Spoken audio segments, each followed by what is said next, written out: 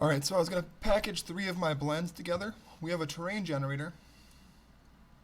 So here's how the height scaler is and the world scaler.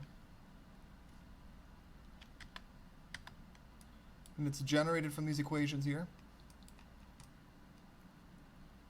It's a nice looking terrain.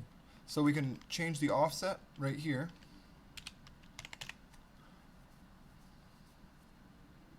I'll generate a new patch of land. And then we can change the scale even, say like ×4, to kind of pack in a lot more in one area to be able to see it. And that looks like some pretty good terrain for like a Wild West or whatever. So there's the generator. And then this is all UV mapped, right? So these are all mapped in UV space. You can do a material, new,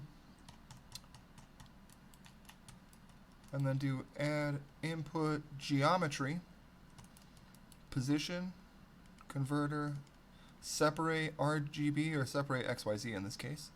Grab position and throw it there, and grab Z and drop it on emit. Now as you can see, this is colored a lot differently now, and there's things that are black and things that are white. So the black stuff is less than 0, and that's fine. We want to be able to bake that less than 0-ness. And then above white is greater than 1 values. So we need an EXR to bake that out.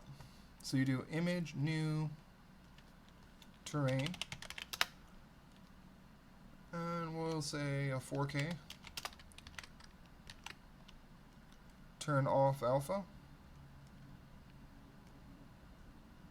32-bit float. Okay, so here's this big image that we can bake. We go to cycles.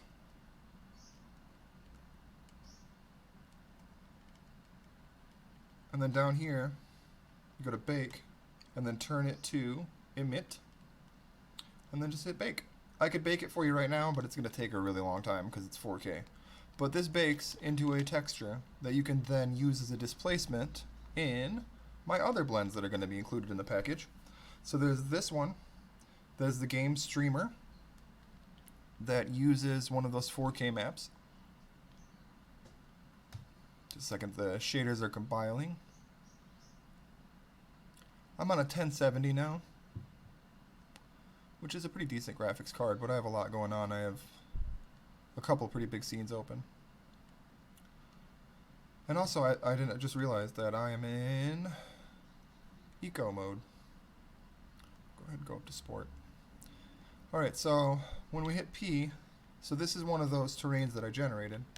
We can stream the terrain, like so, in the game engine. There it is. It's nice. And that works. Hit escape. And it doesn't care where you are in here. When you hit P, it just streams that spot. I hit escape, it's going to undo this stuff. Doopity-doopity-doo.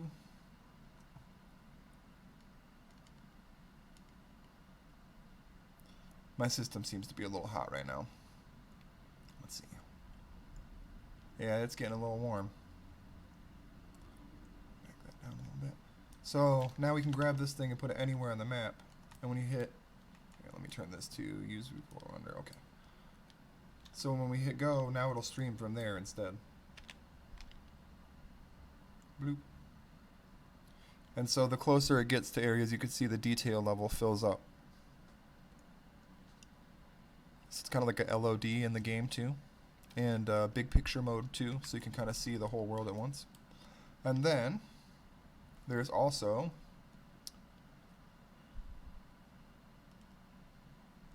this is not the guy. That's not it.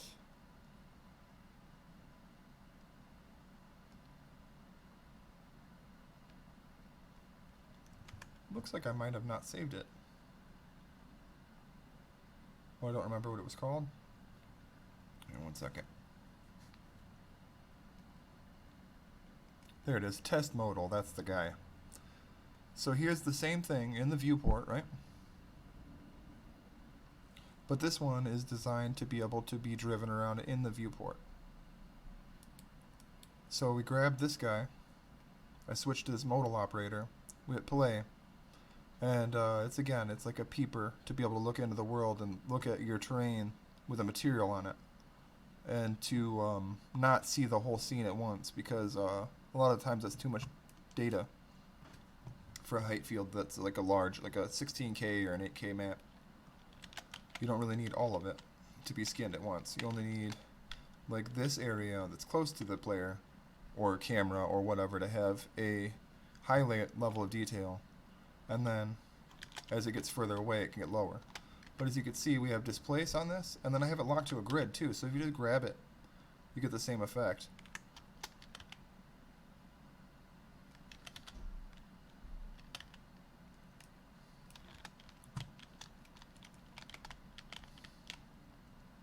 We could take this,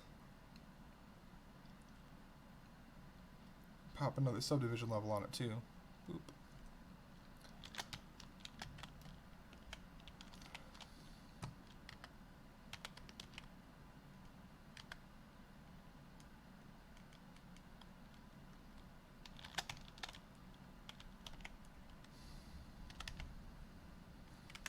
But this is the modal operator demo.